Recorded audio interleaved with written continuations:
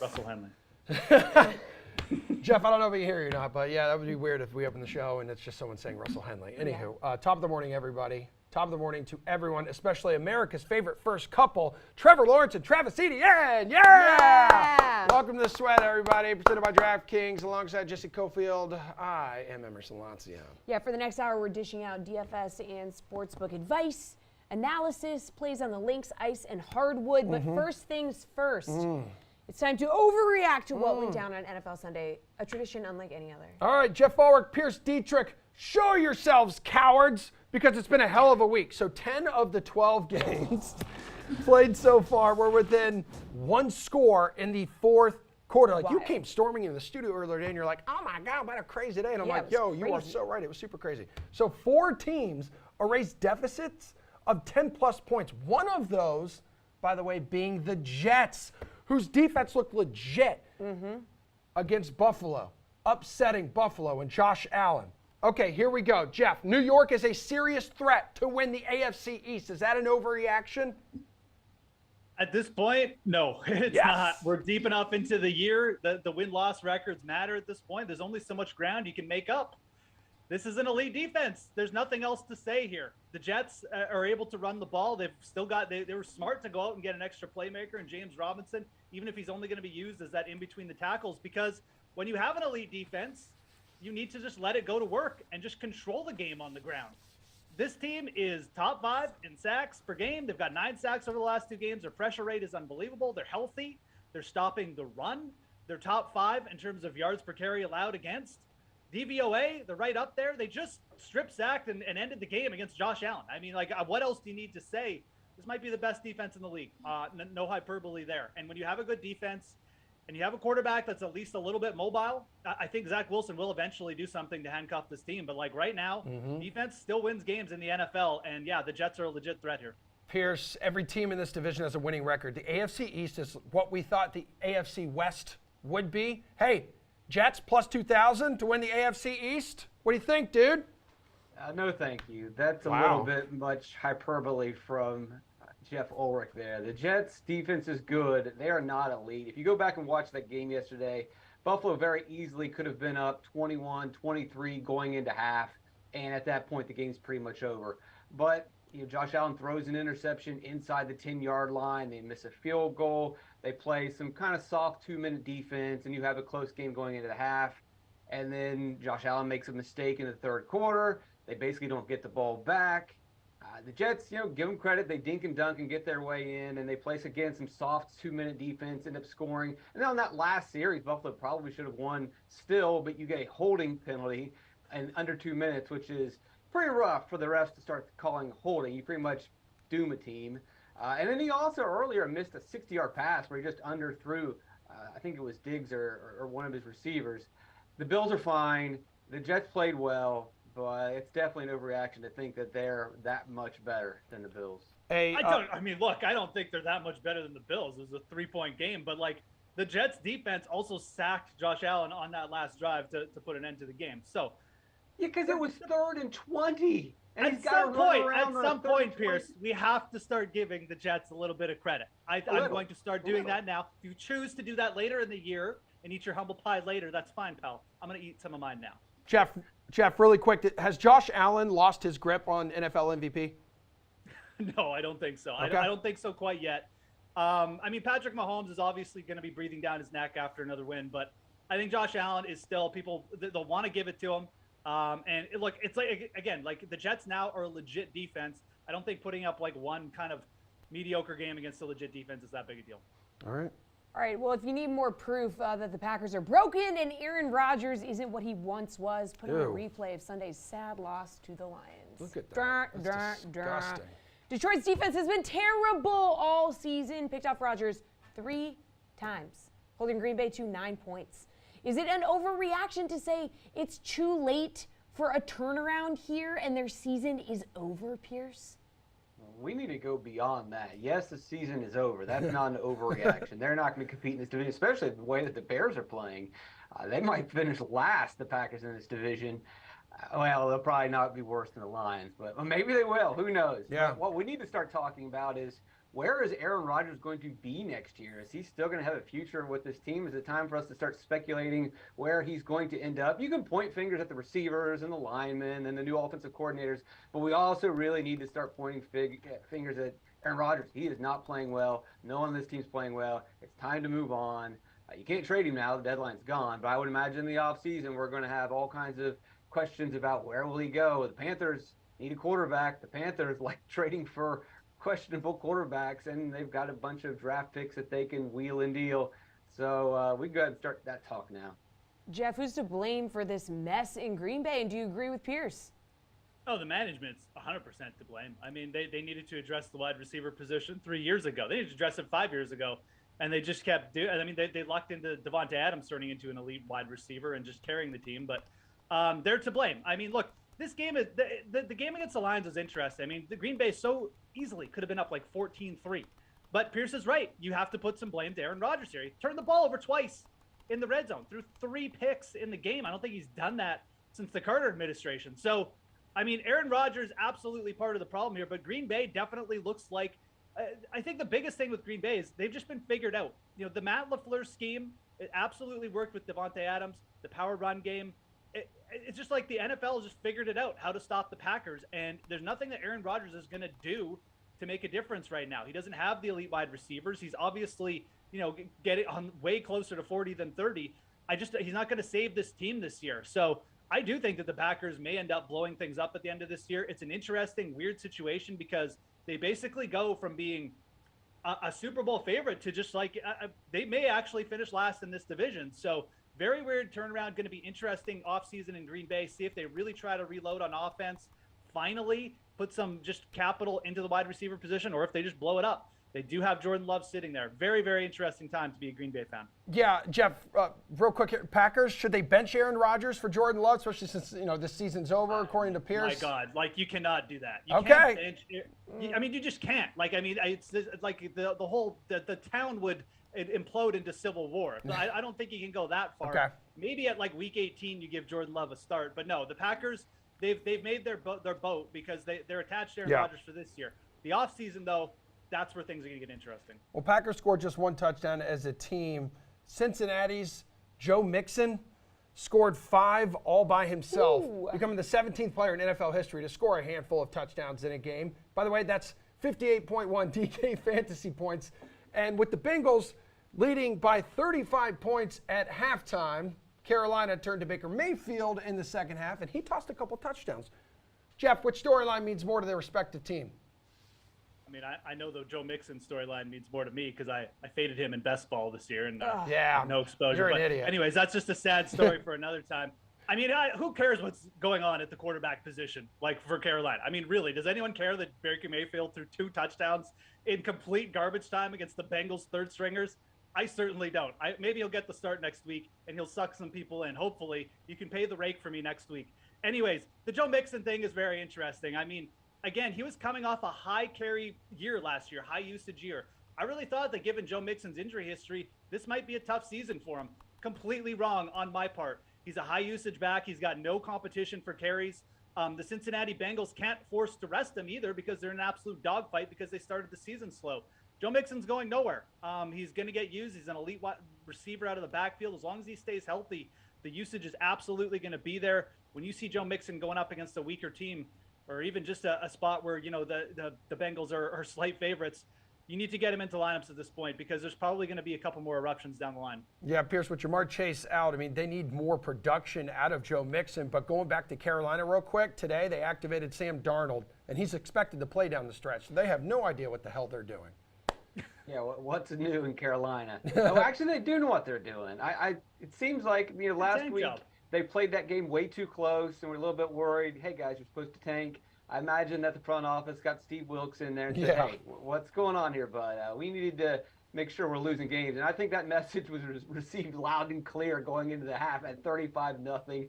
The Panthers are in full tank mode. Go ahead and give them all the draft picks. They know exactly what. It looks like they don't know what they're doing, but they know exactly what they're doing.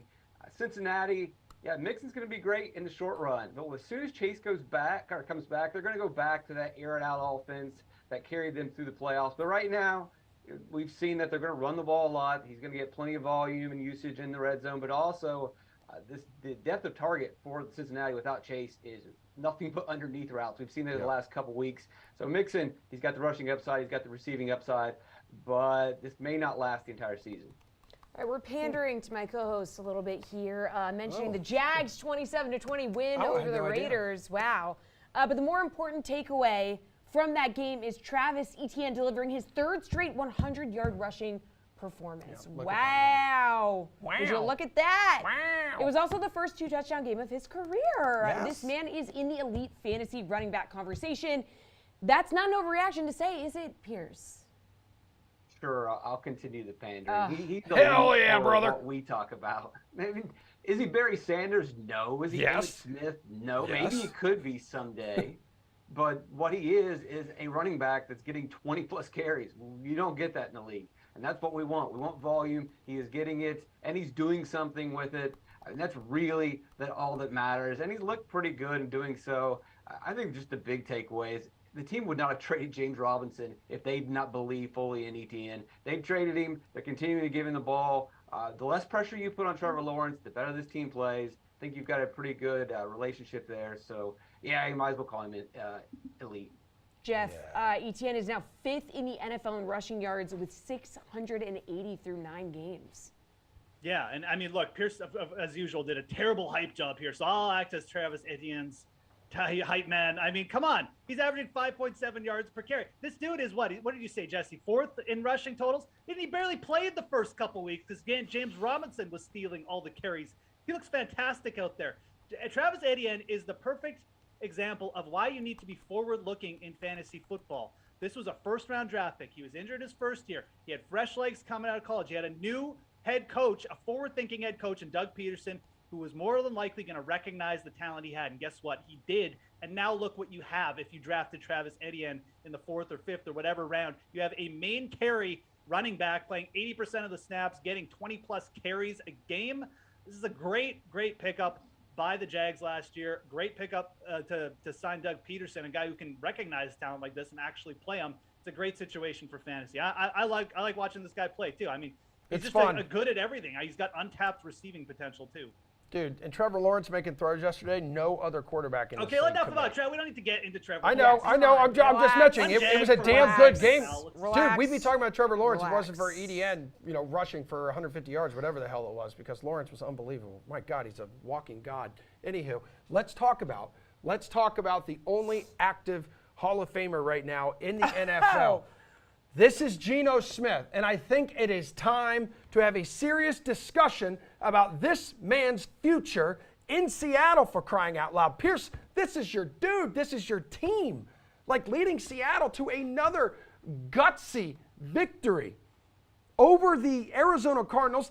Their record, shockingly, 6-3. No one except Pierce on this planet saw this coming. Kenneth Walker is a freight train. He's very good at playing football. Yeah. Dietrich, your boys are legit Super Bowl contenders. There's no way that's a overreaction. No, it's not an overreaction. It wasn't an overreaction in the preseason or the offseason. And some people still aren't going to buy in. It's fine. I get it. No big deal. Just keep doubting them. The team is really good. If you can separate yourself from your bias and just look at what Geno Smith did this season and in the small portion of play that he received last year, I knew it. Pete Carroll knew it, more importantly. That's why he traded away Russell Wilson, got plenty of draft picks, got some good free agents, got some players in the trade. And then they were excellent in the draft, getting Woolen, who looks like he's going to be a star cornerback for years to come. And Walker looks very special. And they're starting to use him split out as a receiver all over the field. This is a very dangerous team that no one believes in, but it's a good time to remind people of all those picks that I made in the offseason, like Seattle to win the division plus 2,000, Seattle over 5.5 wins. That one already cashed. DK Metcalf over 66.5 receptions. We're almost there. Over 6.5 touchdowns. We're almost there as well. Yeah. So you're welcome, everybody. Yeah, you're welcome, America.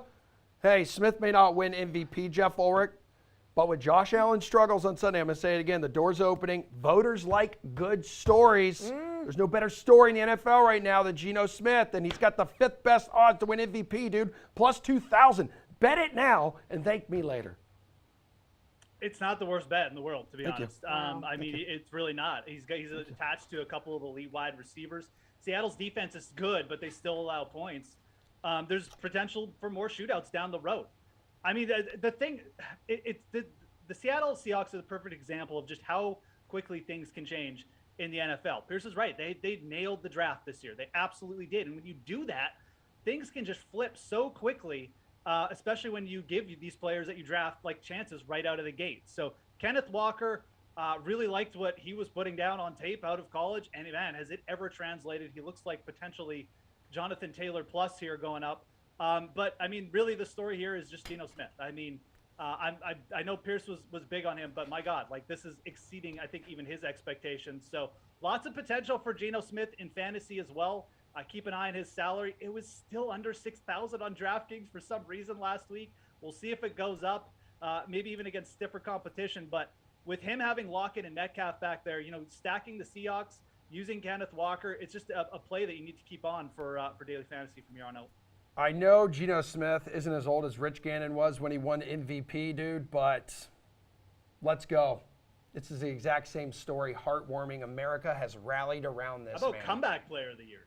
Yeah, sure. For that sure. Right now. Yeah. I mean, it was plus 600. It's probably about minus 150 right now. I mean, I would still bet it, to be honest. I think unless Geno Smith gets injured, that's a pretty good bet right now. Yep. Then Kenneth Walker's going to have to play quarterback. Well, guys, we do have one more game to play before we turn the page to Week 10. It's the Saints hosting Baltimore. So let's get your favorite plays here, starting with your captain play. Jeff, you still sticking with Chris Olave in this spot? Yeah, I think I'm going to. Nothing's really changed. I mean, you've got a Baltimore Ravens secondary who is just not very good at covering wide receivers. Allowed the fourth most fantasy points to opposing wide receivers. You've got Chris Olave, who's just got a ton of air yards.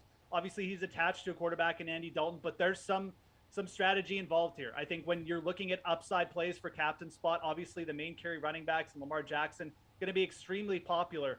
But if you hit on those big plays with Chris Olave, the upside is going to be very similar. And you're going to get a ton of salary savings with him over using Kamara. So you stack Kamara and Lamar, obviously the other producers in your flex. You go with Olave and Andy Dalton at the stack with Olave as the captain, and you go from there. It's going to be a more unique build. It's more high variance, obviously, because if you don't get the big play. But I think this is a spot where we finally see Chris Olave go for like 100 and a touchdown.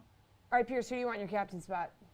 I'll take Lamar Jackson. I know it's expensive, but there's plenty of value on this slate with all the injuries that we are expecting, and we just know that Jackson has huge upside. On a normal slate, he's got the 100-yard, 200-yard rushing upside, multiple touchdowns, and he always has to do everything on his own. Well, he especially has to do everything on his own tonight. You got Dobbins is already out. Gus Edwards is likely going to be out.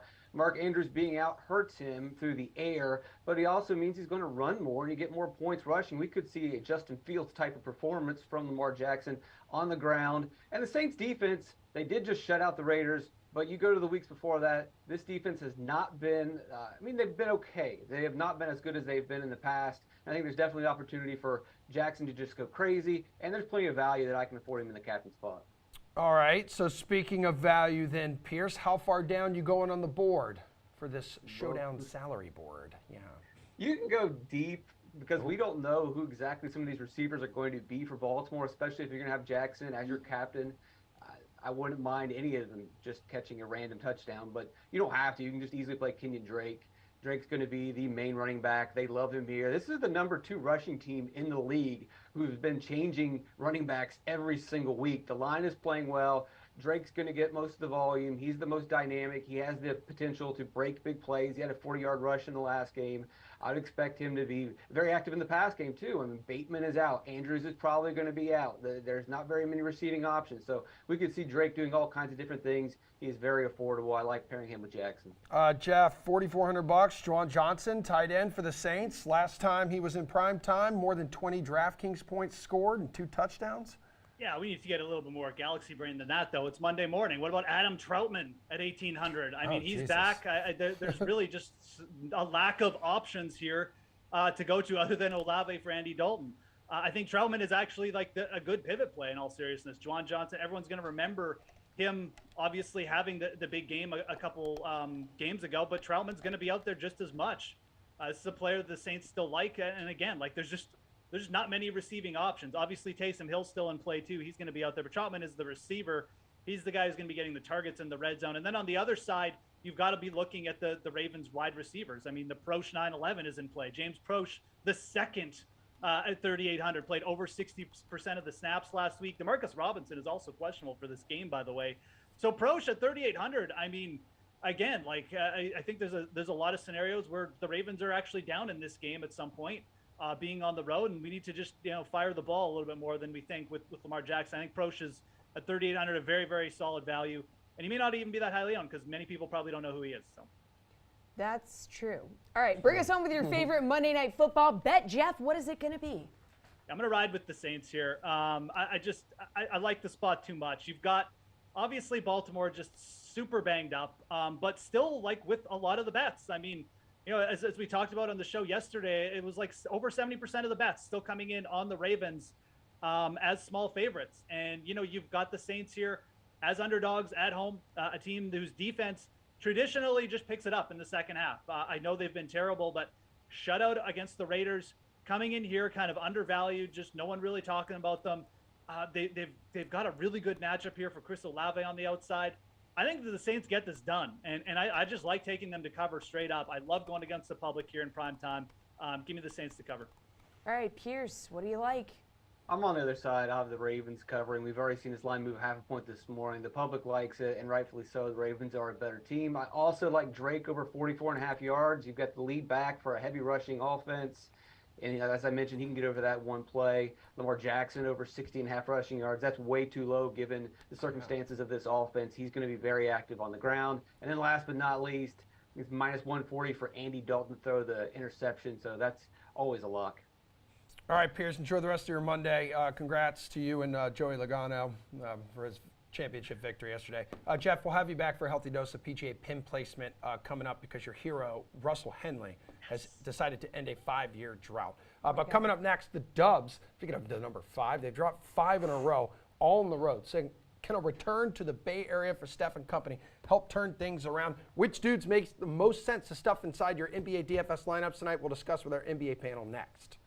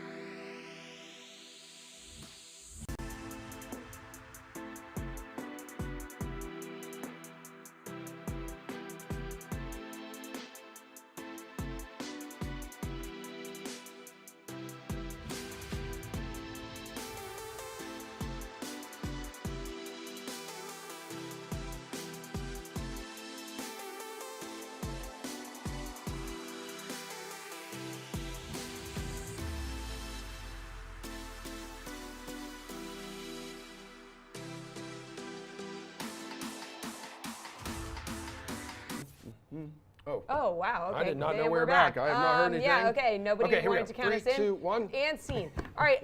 Welcome back to the Sweat. We got a huge 15-game NBA slate coming our way this evening. Here to make sense of it all is our NBA panel, the man, the myth, the legend, Jeff Pratt. He's here in person in studio. Pratt! Okay, let's start with the big man you like. Who is your building block at center? Everybody to choose from. Everybody. And Jokic, shooting a career high 62.3% for the season right now. The man can't be stopped. You Jeff? can still get elite production without having to pay all the way up at center tonight. Premium players like Joel Embiid and Nikola Jokic are definitely enticing, but why not save $2K and get someone who's been just as productive? And I'm talking about Domantas Sabonis, who had a really slow start to the season, but he's picked it up as of late. In each of his last 2 games, he scored 52+ fantasy points, and he's seen a usage rate of 24% or higher. The Warriors are really struggling right now. They just haven't been what they have been in years past defensively, especially against centers. Golden State ranks 27th in fantasy points allowed to big men. And you look at their rotation, Kevon Looney, James Wiseman. Draymond Green is a good defender, but he's undersized. They don't really have someone who can match up with a ball-dominant bruiser like Domantas Sabonis. So I think he is the perfect building block at that position. By the way, too, Warriors surrendering over 60 fantasy points per game to the center position. My God, if you're big and beefy, you're going to score. You're going to put up some fantasy points. All right, how about a building block at forward, Jeff? I took a break from Giannis Antetokounmpo last week, but I think you just have to go back to him tonight. I'm not paying up for Nikola Jokic, but I am paying up for Giannis. And I really think you have to decide between 2 elite, expensive players on tonight's slate, and that's Giannis or Luka Doncic. Luka's been fantastic. I have no problem with rostering him. I just tend to side with a player who's had a higher usage rate as of late, and Giannis simply is the Bucks' offense right now. His usage has jumped over 40% in 3 of his last 4 games. Tonight, he's facing the Hawks, who he just scored 60 fantasy points against about a week ago. Atlanta's horrible defensively against bigs. Giannis should be fresh after resting his last game. This is a good spot for him. What about guard? How much money are you going to spend at guard here? I'm looking at Drew Holiday, $9K. Dude has been taking advantage of some favorable matchups lately, and it's all of a sudden scored 40 fantasy points in 4 straight on DK. Yeah, I'm going to pay a little bit down here. There are a lot of good, expensive options on tonight's slate, but I'm looking pretty far down the board for the guard that I need in my lineup, and that guy is Tyrese Maxey. And Tyrese Maxey has stepped into an amazing individual situation here with James Harden out for the next couple weeks or so. He was already producing at a high level as of late, but now with Harden out, he's just going to be stepping into a significantly expanded role. Just look at his last game against the Knicks. You know, he scored 47 fantasy points. He saw a ridiculous 36% usage rate. It is important to note that Joel Embiid didn't play in that game. He's questionable tonight. If he's out again, you're getting fantastic value with Maxey at 7,800. But even if he plays, I think you're looking at a solid return on investment. All right, so Sounds like it. you kind of went for some value there, but how about like your real value play here? Sure, it's impossible to ignore what Bones Highland has done lately. He's racked up 36+ fantasy points in each of his last 2 games. His usage rate has been ridiculous over that stretch too, especially for a sub 5K player. It's eclipsed 31% in 3 straight games. And let's just put that in perspective really quick. Bones Highland's usage rate has been higher than Nikola Jokic's over each of their last 3 games. I wouldn't necessarily recommend that strategy if I'm the Denver Nuggets from a real life perspective, but you have to take advantage of it in DFS. Tonight, the Nuggets play the Spurs. They rank 24th in fantasy points allowed to guards. You're also looking at a potential blowout in this matchup. If that happens, Highland should play more. This is a great spot for him to stay hot tonight. All right, dude, let's go to the DK Sportsbook now. Tell me your favorite bet on said sportsbook for the NBA tonight. Every team in action, a lot to choose from. Every team in action, and I'm going to be turning my attention to one of the best teams in the NBA, the Utah Jazz, who are playing one of the worst teams in the NBA, the Los Angeles Lakers. Now, if I said that to Jazz and Lakers fans a couple of weeks ago, both of them would have called me crazy. But that's where we're at right now. Utah boasts the 3rd best record in the NBA. They've won 4 of their last 5, and that includes a big 14-point win over the Lakers just 3 days ago. LA, on the other hand, sit at 2-7 right now, and if you watch them play, it certainly passes the eye test. I don't really see how the Lakers can win this game in Utah, considering how well the Jazz are playing right now, so give me Utah -5. Aren't they supposed to be like bad this year? Weren't they setting out to like tank maybe and They just were. collect a bunch of picks, sending everyone away, trading everybody? That's what Danny Ainge wanted, but that's not what's happening in Utah right now. King of almost trading for somebody. Yes. Drama, drama, drama. All right, thank you, Jeff. Wow, that's it? Your work here's done. Yeah, I like having you in studio. You're the Thank best. you. I We love being love here. having Yeah, you here. I know you yeah. do. Thank you. Yeah. So your work here's done, though. Ours is not. We're going to talk hockey after this break. Yeah, stick around.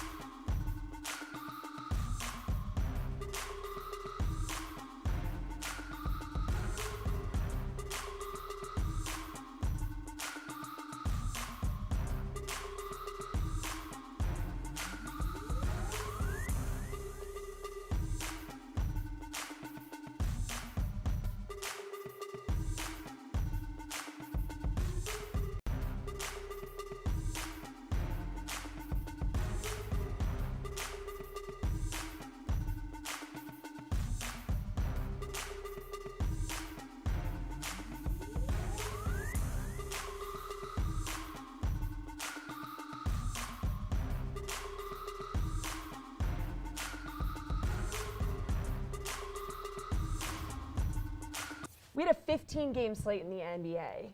We have Yeah. a very small 3-game slate in the NHL. So RotoWire's AJ Schultz and Paul Bruno, they are here to help us figure out how to play this 3-game NHL slate. So, Paul, who are you going to play at center here? Do you have to differentiate yourself if there's only Come on, 3 man. games here? You can go one of two ways. I have a big fear of missing out, so I'm going to go to the top of the slate for Connor McDavid. I like his opposition being the weakness at center in Kuznetsov and Strome, not known for their defensive style of play. So there's going to be lots of trading of chances here. And the way the Oilers captain is rolling, he's decided to shoot more a little bit this year, getting 4 shots on goal per game, and he's running away with the scoring leadership and leading the league with 12 goals already. So I'll take that. $9,600 tonight with that FOMO designation. You can even plug in his second line center, Leon Draisaitl, for much the same reason, save $1,200 in the same matchup against the vulnerable Caps.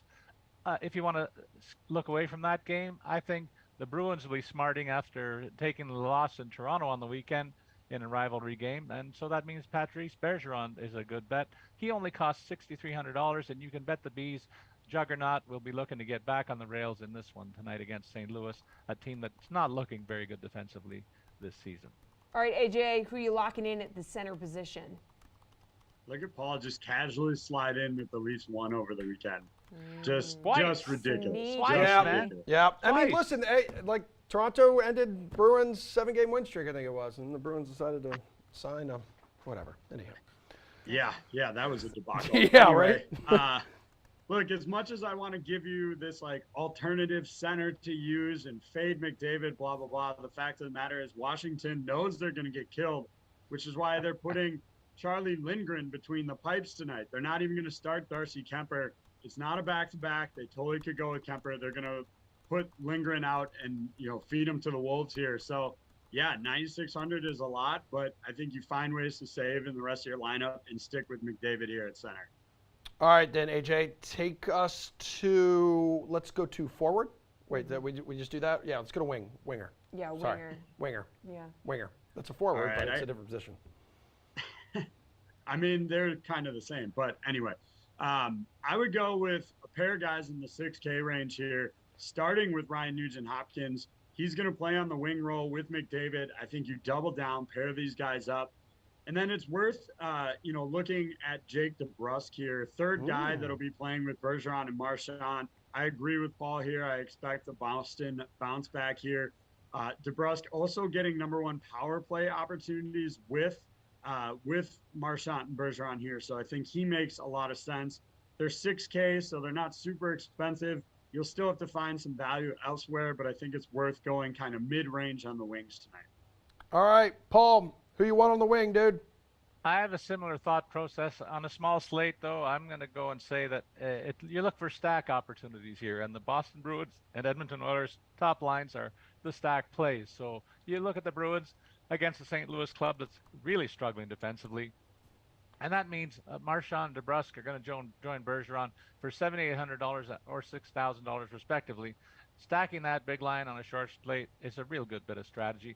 And if you don't like the Boston matchup, how about that going back to the Edmonton club? And I noticed that Ryan Nugent-Hopkins is playing with Zach Hyman according to the latest lineups that RotoWire's putting out alongside McDavid. So that trio will be dangerous every time out, and not just on the power play where they've been a fixture all season long. So you can get the wingers for $6,200 and $6,800 respectively there.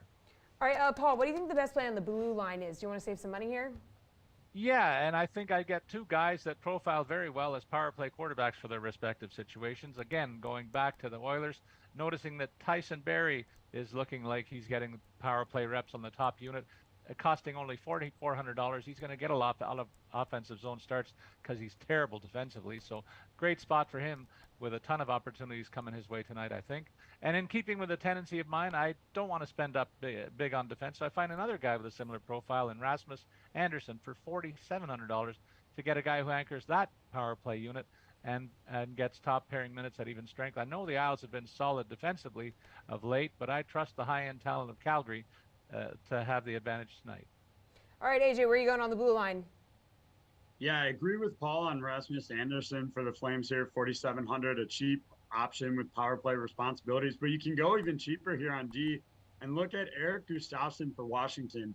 You know, Paul and I have been all over Edmonton, rightfully so, but I think there's still a few guys here for Washington you can get some value out of. John Carlson not playing tonight, and still that should mean Gustafsson stays on the number one power play unit. He's $2,600, $2,700, super cheap. Power play minutes, a great opportunity to spend down so you can get guys like McDavid in your lineup here. AJ, value play on this short slate. Yeah, I think for me, I look at Jonathan Huberdeau here. $4,800 is a steal at that price. Obviously not the start to the season he would have liked coming into Calgary here, but this is a guy who racked up over 100 points last season. He's got offensive upside, and when he finds his stride, I expect it's going to be in a big way. 2 goals, 3 goals, something. This guy's going to go off for a big game here. A matchup with the Islanders, I think, could be a good opportunity for that to happen. I like taking a little bit of risk. As I said, Huberdeau down start to the season, been slumping lately, but I think that only serves to drop his price tag here. Paul, how risky is your value play tonight? There are a couple of guys in good spots, Emerson. I'm going to go with the Bruins one more time. Taylor Hall, people forget how uber skilled this guy is. Just because he's on the second line with the Bruins, don't sleep on a guy like this. He's got 9 points in 11 games played. Only $4,000 is the cost. And I mentioned the Blues are giving up over 4 goals a game. They're going to focus their top defensive options against the top line, so could give Hall some really good matchup situations. And I go back to the Oilers hosting the Caps again. Take a look at Evgeny Kuznetsov on the other side of that matchup. I know we've been hammering the Oilers here, but in a high-low scenario at center, he's going to cost only $3,900 if I pair him with a guy like McDavid. Despite lining up with Ovechkin in all scenarios tonight, that's a heck of an advantage, and a big reason why I'm going to play this situation, because the Great 8 is rolling, and Oilers aren't playing well defensively either. This game's going to be a very high-scoring one, so there'll be lots of scoring chances for both sides. All right, Paul, what is your favorite bet for this small 3-game slate? Well, I just tipped my hand there with my last answer, as I'll be taking the over 6.5 goals prop in the Oilers versus Caps, but I got more to say about the lines here. I like the Bees at plus 130 on the puck line. Too much structure in their game for a strangely disorganized St. Louis club makes that a very attractive play. And I think the Oilers will win a lopsided game over the Caps. So I like them on the puck line too for the 170 payoff here. AJ, hit us with your bet. Yeah, so I'll double down by saying Huberdeau to score a goal, snag him at plus 215 tonight. But then I'll look at the puck line in Edmonton. You can get them plus 160 there. Really good value. I expect they'll come out and just hammer Washington tonight.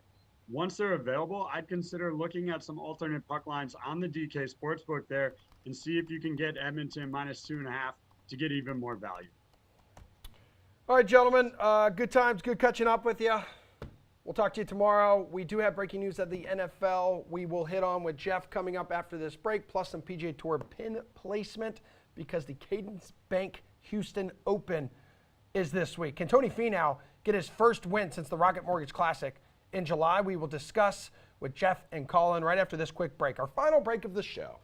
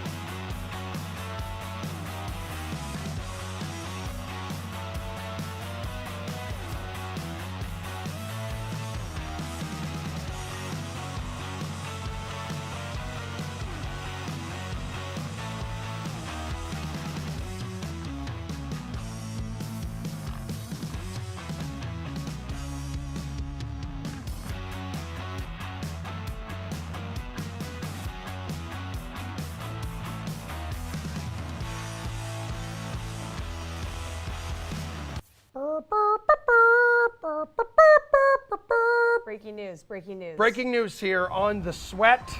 A day after suffering a pathetic and embarrassing loss to the Patriots, falling to 3-5-1 on the season, the Colts have fired head coach Frank Reich, according to reports, like Adam Schefter, who's typically more right than he is wrong. Might be the most disappointing team in the NFL this season, Jeff Ulrich. You ran out of coordinators to blame and fire here at some point. The blame has to fall on the shoulders of the coach, the benching of Matt Ryan. Where did things go wrong for Frank Reich?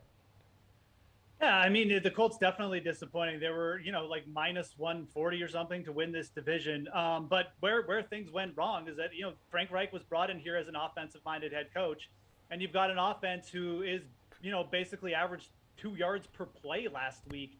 I don't think that all the blame actually goes on Frank Reich. I'm sure he had some hand in the decision-making at quarterback, bringing in Carson Wentz and Matt Ryan. But, why isn't Chris Ballard getting fired as the GM as well? He's the one who signed off on these decisions.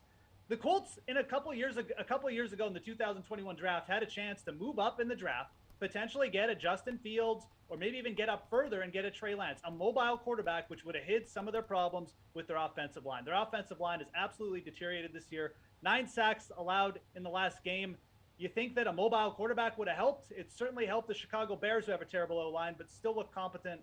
So the Colts have dug themselves, just their own grave, essentially. Frank Reich not getting it done on offense. That's pretty much the long and the short of it. Still have a very good defense there. Their defense played well last week. They've gotten it together. They have a lot of talent, but the offense has been so bad. And Frank Reich takes a lot of responsibility for that. Not really shocked at the firing. Yeah, it's official now from the Colts. Yep. But, I mean, look at all these starting quarterbacks.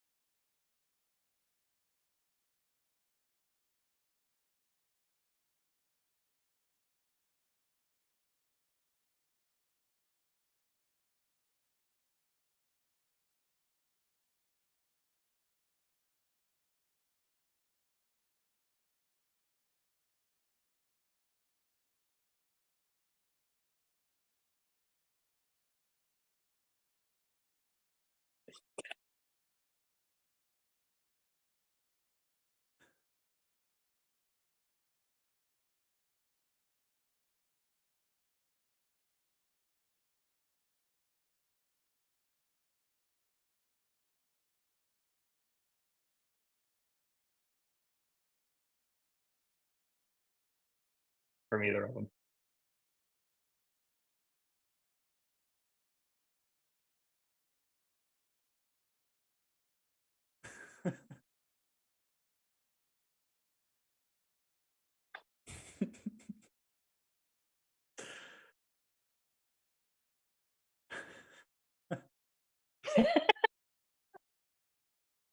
This is gonna be hilarious. Oh!